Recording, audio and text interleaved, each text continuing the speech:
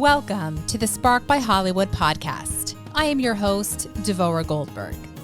In this podcast, I guide my listeners through a deeper look into the parallel paradigm of Hollywood versus Jewish ideas, love, relationships, and empowerment, and uncover which one is truly attainable and sustainable for us as Jews to achieve. Thank you for joining.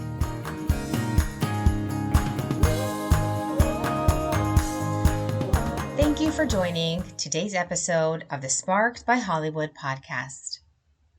At this point, the song is just a hum in the background, no longer the latest and greatest. Other songs have come out since Miley Cyrus released her song, Flowers, a song which reflected on her broken relationship, reflected on what was supposed to be gold, she said, a dream in her words. And when she watched it fail, when she built a home and watched it burn, she sang her chorus. I started to cry, but then remembered.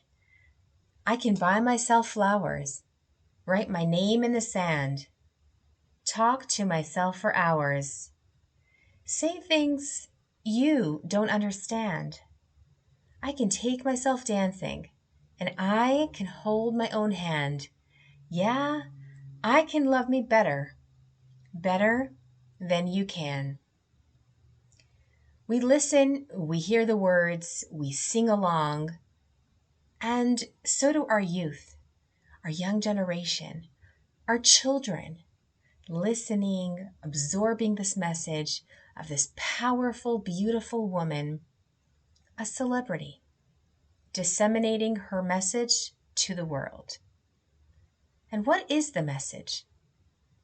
That her hopes for marriage were grand, that they were supposed to be gold and glitter all the time, that he had to comply with her happiness. And when her happiness was gone, she had no choice but to turn to cutting off all ties. And it's okay, she said, because according to Miley, I can love me better than you can. You will never be the person who I hoped or expected you to be. So, as she sings, we hear her note turn from sadness to validation, even more so, encouragement for others to do the same as well. Yet with it all, Miley did stress forgiveness. She did say, I forgive every word you said, right? She seemingly forgave her husband. Yet with this forgiveness came her divorce and her subsequent statements that she doesn't need him anymore. She's good being alone. She's all right. Not only buying herself flowers and getting her nails done, she doesn't even need his communicative companionship anymore because, quote, she could talk to herself for hours. Now, is this the real tune of forgiveness? Is she empowering her fans to internalize a trait that we all need to exercise all the time? For what she is really saying is, hey gals, it's not working out? Don't worry. Go out, buy yourself gifts, hang out at the beach alone, which, to be honest, my friends, isn't a terrible thing. We all need time alone. We need time to contemplate, to grow, to connect within. Yet, Miley takes it one step further, and she spends time alone, and as she's alone, she proclaims to her ex, I don't need you anymore. Now, to be honest, I really have no idea what Miley's marital issues were. And I'd like to trust that she tried all she could to make it work.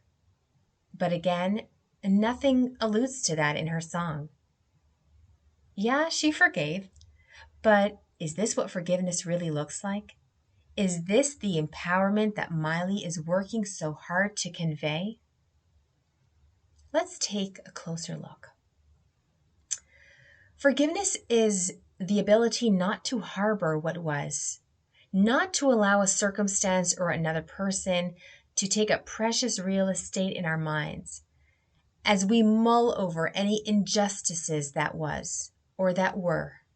It's the ability of allowance in marriage to allow our spouse to be who they are in their perfections and their imperfections. It's to allow each other to have moments of exhaustion, annoyances, frustrations. It's to allow each other to grow into a better understanding of what the other is going through their simultaneous journey of life that they are both melded on.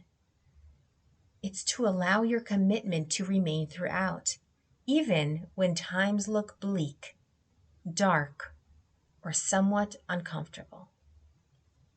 And then to turn it around with small acts of kindness. Small actions that speak louder than words. Actions which illustrate best that you stand by your spouse's side in care, in love, and support.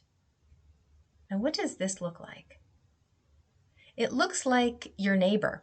No, she's not a celeb, who instead of going out with her friends for their weekly coffee date, decides to spend the morning with her husband, who seems to be struggling at work and can use quality time with his wife to be understood and to be heard. It's your relative, who's also not a celeb, who comes home early from work, takes over dinner and bath time for the kids, and sends his wife to relax by herself. Small acts of kindness. Or maybe it's someone in your community, also not a celebrity, who lost a loved one and are mourning their loss. When their spouse goes out to bring them flowers, takes them out on dates, goes on nature walks together. Anything that gives their spouse the space to grieve and gain comfort in that moment. And as they do that, they grow stronger in their love, their compassion, and commitment to each other. So that's what we want our children to see.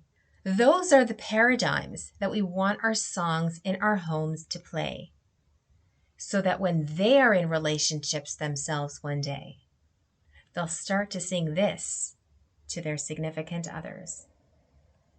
I love when you buy me flowers on days either happy or sad. Our time together doesn't need to mirror the Hollywood glam. We chose each other with an initial spark of love. Our daily lives and commitment to each other are filled with feelings of love that's not dependent on flowers or writing names in the sand. Love that will continue to flourish as we support each other and understand that we all have our moments. We all have our ups and downs. Sometimes we need some space to be alone or enjoy a loving embrace.